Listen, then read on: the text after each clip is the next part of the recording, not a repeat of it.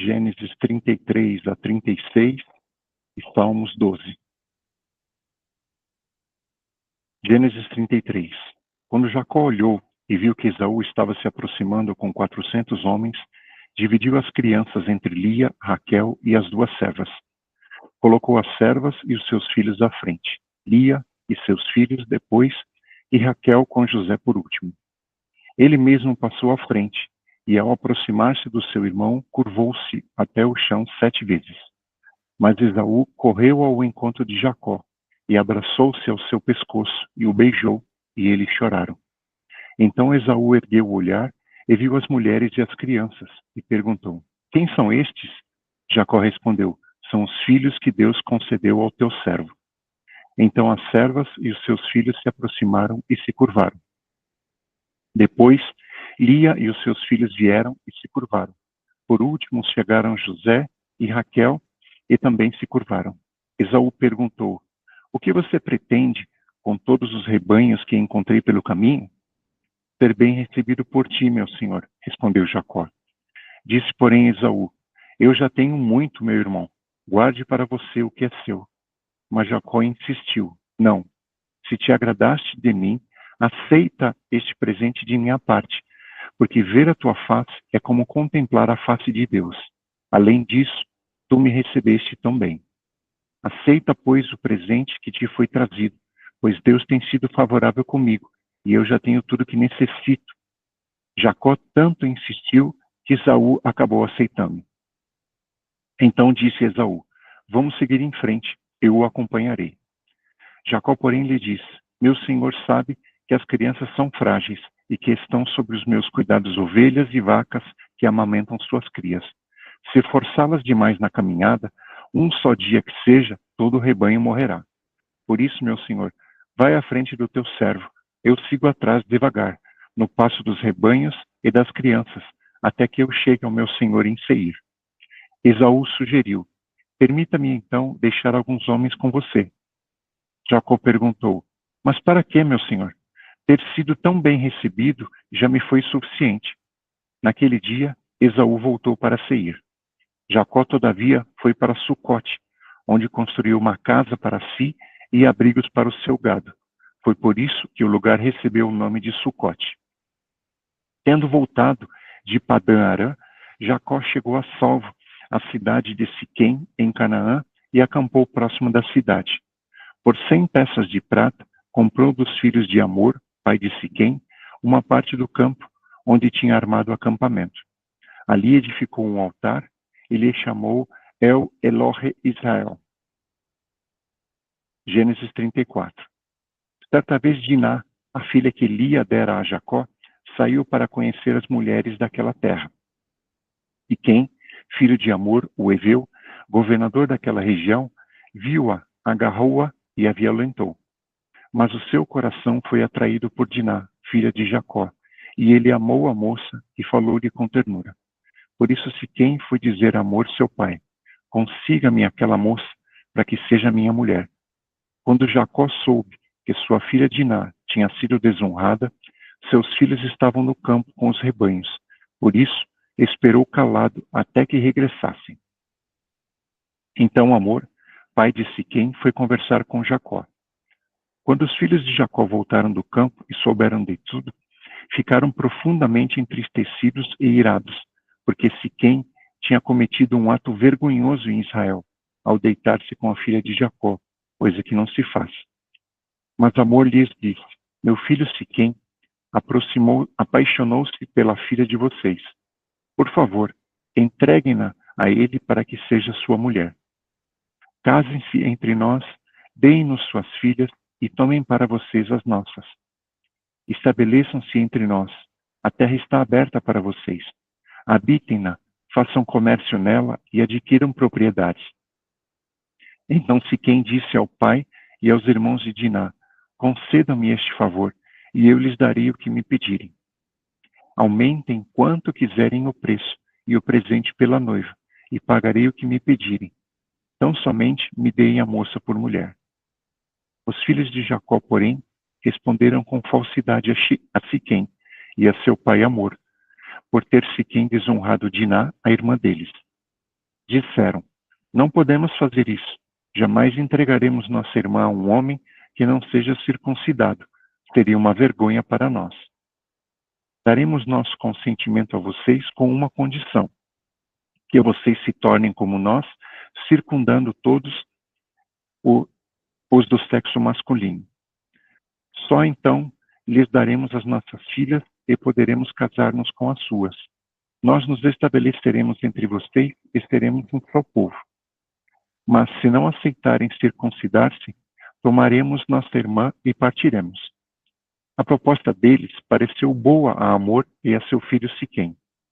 O jovem, que era o mais respeitado de todos os da casa de seu pai, não demorou em cumprir o que pediram, porque realmente gostava da filha de Jacó. Assim Amor e seu filho Siquém dirigiram-se à porta da cidade para conversar com os seus concidadãos e disseram: Esses homens são de paz. Permitam que eles habitem em nossa terra e façam comércio entre nós. A terra tem bastante lugar para eles. Poderemos casar com as suas filhas e eles com as nossas.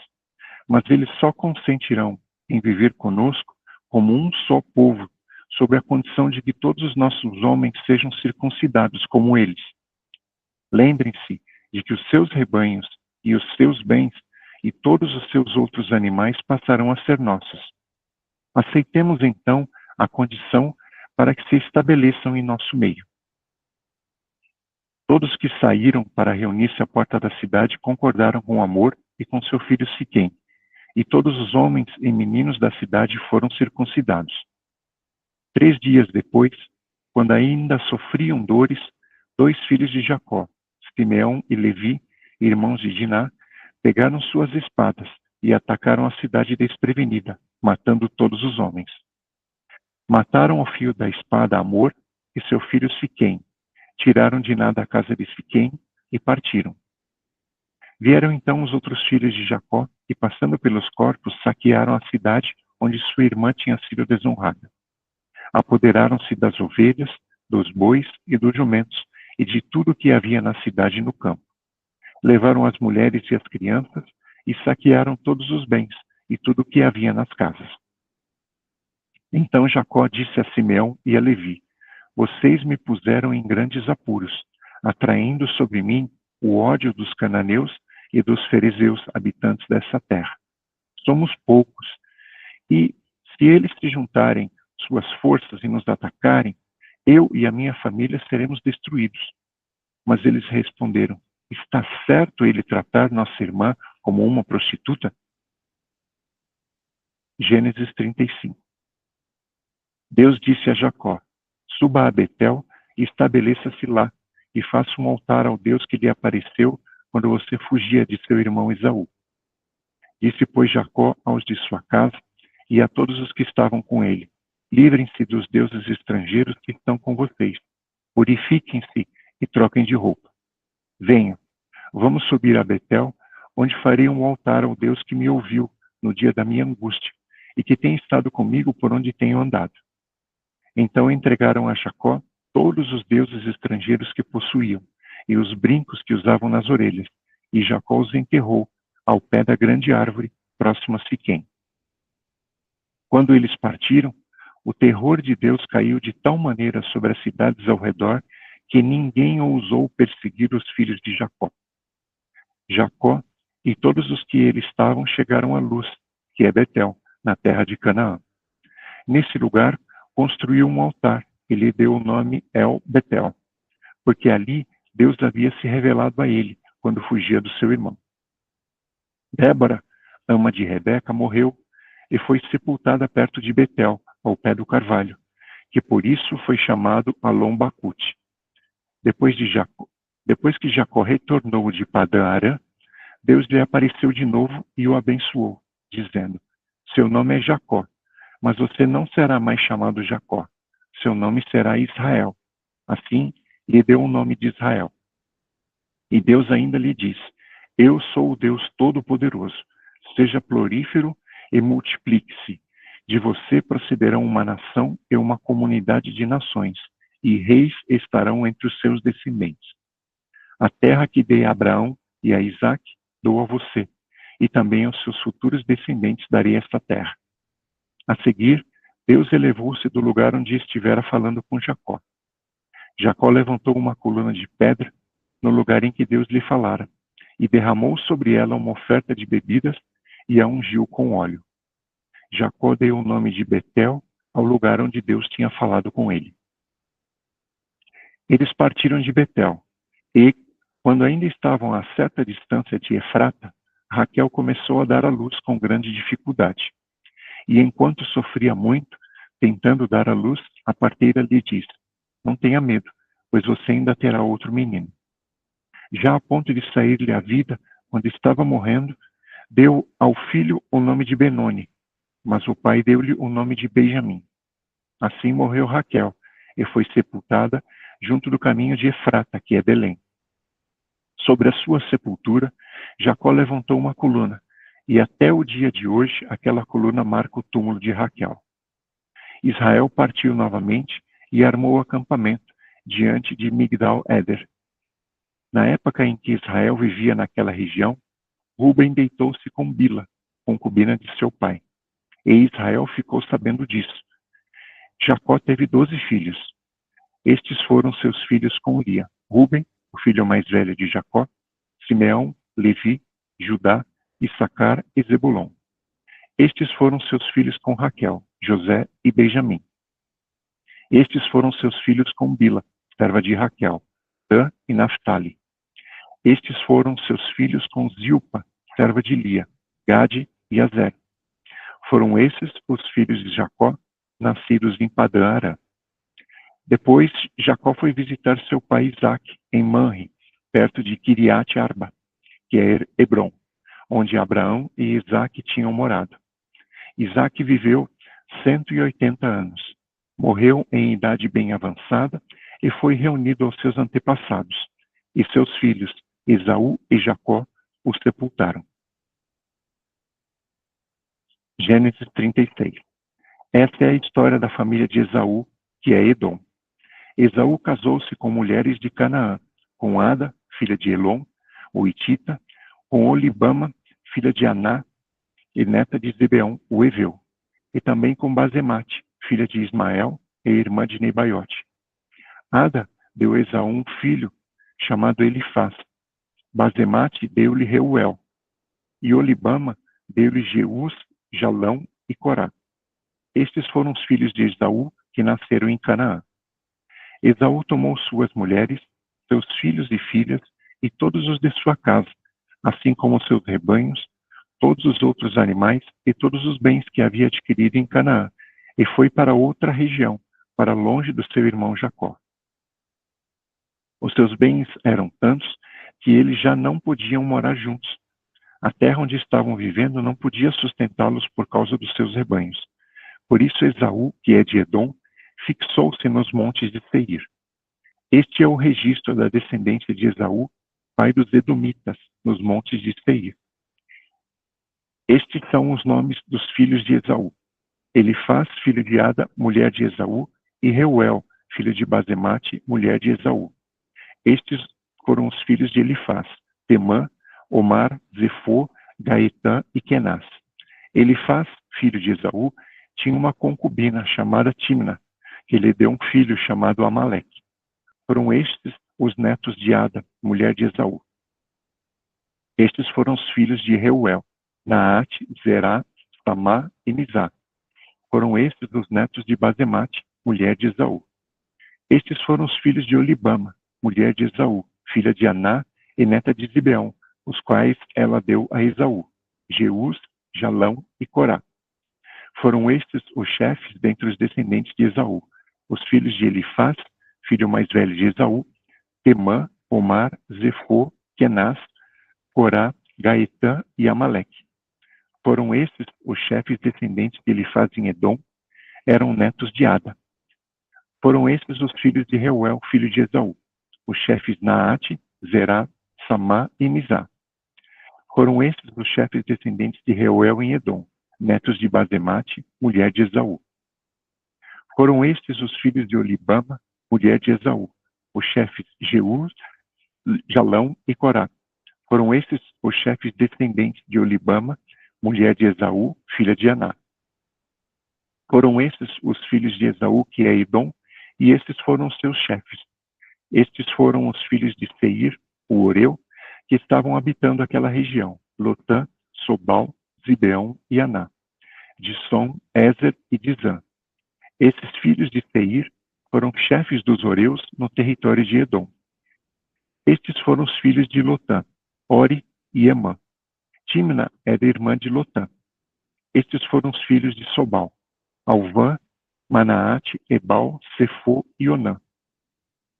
Estes foram os filhos de Zibeão, Aiá e Aná. Foi esse Aná que descobriu as fontes de águas quentes no deserto, quando levava para pastar os jumentos de Zibeão, seu pai. Estes foram os filhos de Aná, Dizom e Olibama, a filha de Aná. Estes foram os filhos de Dizom, Endã, Esbã, Itrã e Querã. Estes foram os filhos de Ézer, Bilã, Zaavã e Acã. Estes foram os filhos de Dizã, Uz e Arã. Estes foram os chefes dos Oreus, Lotã, Sobal, Zibeão, Aná, Dissom, Ezer e Dizã. Estes foram os chefes dos Oreus, de acordo com as suas divisões tribais na região de Seir. Estes foram os reis que reinaram no território de Edom antes de haver reis entre os israelitas. Belá, filho de Beor, reinou em Edom. Sua cidade chamava-se Dinabá. Quando Belá morreu, foi sucedido por Jobabe, filho de Zerá, de Bosra. Jobabe morreu e Uzã, da terra dos Temanitas, foi o seu sucessor. Uzã morreu e Hadad, filho de Bedade, que tinha derrotado os midianitas na terra de Moabe, foi o seu sucessor. Sua cidade chamava-se Avite. Hadad morreu e Samlá, de Masserecá, foi o seu sucessor. Samlá morreu e Saul, de Reobote, próximo ao Eufrates, foi o seu sucessor. Saul morreu e Baal-Hanã, filho de Acbor, foi o seu sucessor. Baal-Hanã, filho de Acbor, morreu e Hadad foi o seu sucessor. Sua cidade chamava-se Paú, e o nome de sua mulher era Meetabel, filha de Matred, neta de Mesabe. Estes foram os chefes descendentes de Esaú, conforme os seus nomes, clãs e regiões: Olibama, Elá, Pinom, Kenaz, Temã, Nibzar, Timna, Alva, Getete, Magdiel e Irã. Foram esses os chefes de Edom. Cada um deles fixou-se numa região da terra que ocuparam. Os edomitas eram descendentes de Esaú.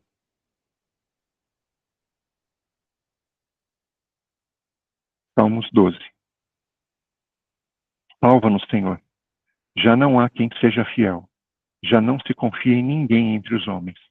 Cada um mente ao seu próximo. Seus lábios bajuladores falam com segundas intenções. Que o Senhor corte todos os lábios bajuladores e a língua arrogante dos que dizem: venceremos graças à nossa língua. Somos donos dos nossos lábios. Quem é o Senhor sobre nós? Por causa da opressão do necessitado e do gemido do pobre, agora me levantarei, diz o Senhor. Eu lhes darei a segurança que tanto anseiam. As palavras do Senhor são puras, são como prata purificada num forno, 7 vezes refinada. Senhor, tu nos guardarás seguros e dessa gente nos protegerás para sempre. Os ímpios andam altivos por toda parte, quando a corrupção é exaltada entre os homens. Amém. Amém, glória a Deus. Obrigada, apóstolo Cláudio. Tremenda porção de hoje, poderosíssima. Nós vamos destacar aqui, queridos, em meio a tantas riquezas, né? Nós vamos destacar sobre o nascimento de Benjamim e a morte de Raquel, né?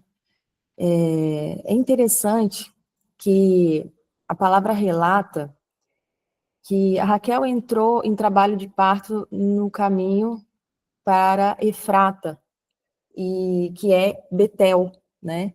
E essa região é a região ali da Terra Prometida, é onde Israel está estabelecido hoje. Então, dos 12 filhos de Jacó, Benjamim é aquele que nasce na terra prometida. E a gente vê o contexto da história de Raquel. Raquel era a esposa preferida, era a amada, né, de Jacó. Só que ela era estéril. E a gente viu aqui nos relatos bíblicos, né, como isso trouxe aflição para ela, né? E tem dois pontos que chamam a nossa atenção, que quando Raquel sai com Jacó das terras ali do pai dela, de Labão, ela leva um ídolo junto com ela, né?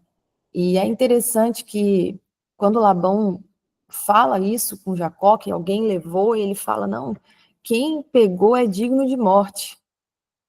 Olha que interessante. E Raquel havia mentido para ele, né? Ele não sabia que Raquel tinha pego esse ídolo. E também a gente vê alguns relatos na palavra onde Raquel, por ter grande aflição, por não conseguir gerar, ela fala, né, que ela prefere morrer a não ter filhos.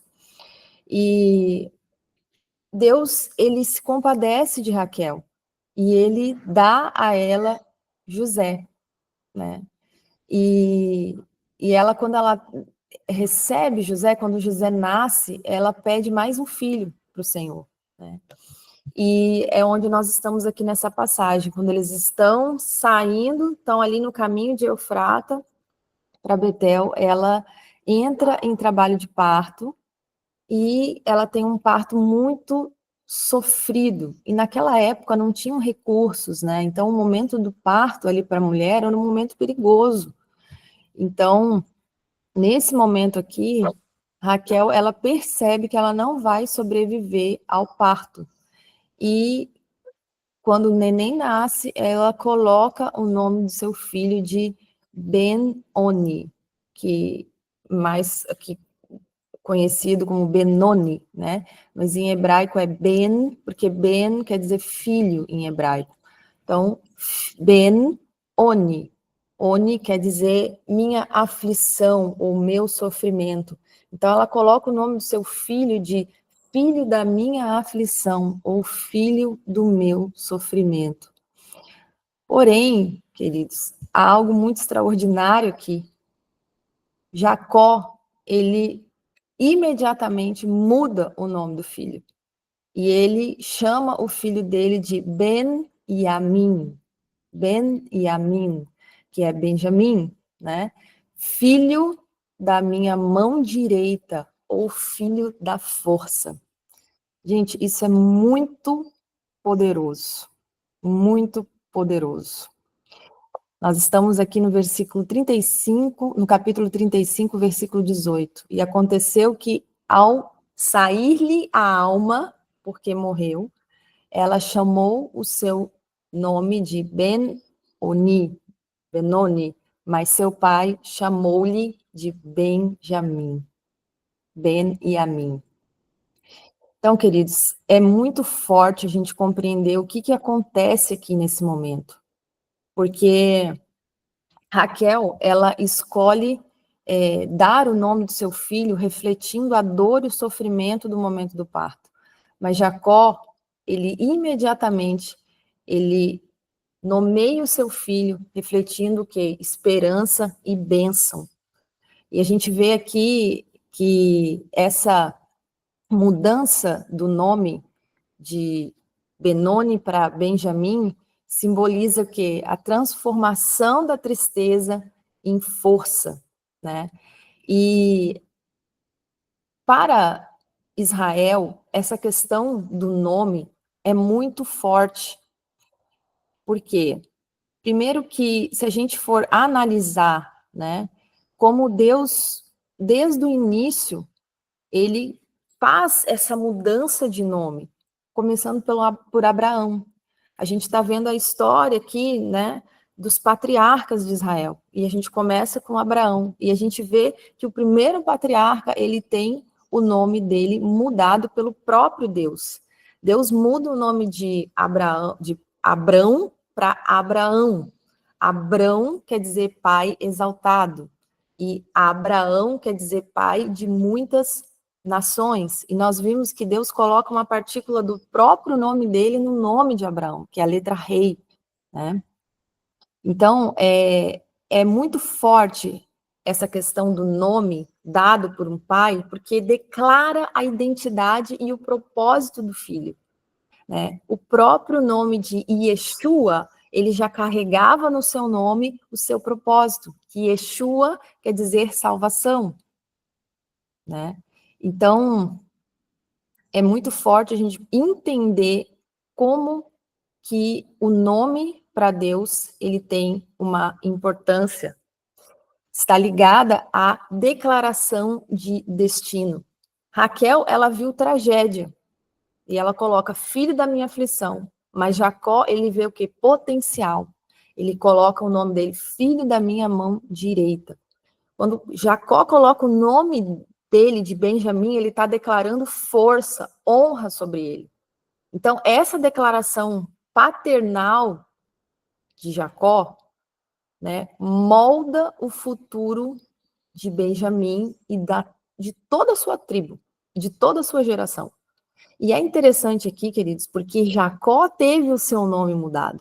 Então, ele prova disso, ele experimenta disso, né? A gente viu que o Senhor ali, ele muda o nome dele de Jacó para Israel, né? De suplantador para príncipe com Deus, aquele que luta com Deus. E é interessante que no versículo fala, né? Pois como um príncipe lutaste com Deus e com os homens e prevaleceste. Essa palavra príncipe em hebraico, ela é a palavra charita, né? Que ela está relacionada à palavra sar, que significa príncipe ou governante. Então, quando ele recebe esse novo nome, ele também recebe uma patente espiritual. Agora ele recebe uma posição de autoridade espiritual. Isso é muito tremendo, queridos. É muito tremendo. E a gente vê outras mudanças de nome, por exemplo, em Mateus 16, 18, o próprio Yeshua, ele muda o nome de Simão, né, de Simão para Kefa, né, que é Pedro em português. Então ele troca o nome de Simão para Pedro, declarando aqui, né, um papel para o seu futuro, né, pedra, né, rocha. E a gente vê também lá em Números 13, Moisés, ele muda o nome de Oséias para Josué, né? Então, Josué, de Josué e Caleb, ele modificou o nome dele não era Josué, era Oséias. Então, ele muda o nome dele para Josué, adicionando o próprio nome de Deus ali no seu nome. Então, aqui tem implicações muito fortes, muito interessantes sobre o nome, e tem algo interessante, que um dos nomes de Deus, né, e provavelmente vocês já ouviram, né, Hashem, já ouviram, né? Os nossos irmãos judeus falam muito, né, Hashem, eles falam Adonai, e Hashem são como se fossem duas partículas. Ra quer dizer o, e Shem, né, quer dizer nome. Então, Hashem quer dizer o nome. E a palavra em hebraico para alma é a palavra neshama. E quando você pega a palavra Hashem e a palavra neshama em hebraico, você vê que dentro da palavra alma, que é neshama, contém a palavra Shem. Olha que interessante. Entendem isso? A palavra Hashem é o nome, e a palavra Neshama, ela contém o nome, ela contém a essência de Deus, a essência divina. Então, nós carregamos dentro da nossa alma uma parte do divino, uma parte, né, da nossa própria essência. Por isso que essa questão do nome é tão importante. A gente entender, né, por que que Deus, e na palavra, há essa questão da mudança de nome. Nós temos um nome diante do Eterno. Nós temos um nome diante do Senhor. E é por isso que a questão do nome é muito forte, porque ela está ligada à identidade e a propósito. Assim como o nome, ele dá a identidade, a Neshama, ela nos dá a nossa identidade espiritual. Entendem? Então, a gente não carrega apenas um nome, mas a gente carrega, né, a essência de Deus em nossa alma, tendo o nosso destino profético definido a partir disso. Então, para a gente finalizar, queridos, é muito rico a gente entender como uma paternidade, ela tem autoridade no reino do Espírito para determinar, para apontar o destino e o propósito. A gente vê que Jacó, ele modifica imediatamente o nome do seu filho. Então, a paternidade age como um agente de transformação aqui, nesse versículo, né? Raquel viu tragédia, mas Jacó viu potencial. Ele declarou ali um destino próspero, abençoado sobre o seu filho.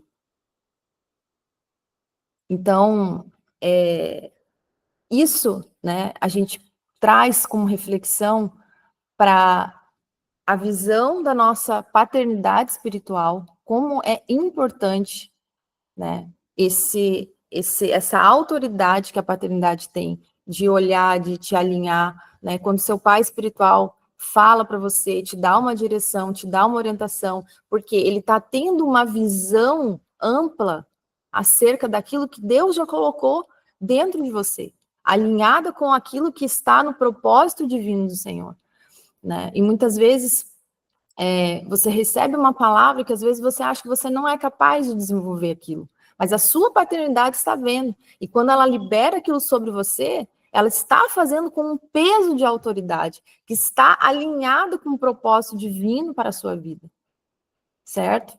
Então é importante a obediência, é importante o alinhamento, e também a gente pode viver como um aspecto também de pais, né? E a autoridade que os pais têm ali sobre o filho, e como é importante declarar certo sobre os filhos. Porque entendam que quando Jacó, ele muda o nome do seu filho, ele não está mudando apenas o nome, ele está definindo o futuro dele. Então é um ato poderoso que lembra que, como as nossas palavras como pais, né, e como filhos do nosso Pai Celestial, as nossas palavras carregam um poder de transformar a aflição em bênção. Entenda isso. As nossas palavras como pais, elas têm o poder de transformar a fraqueza em força.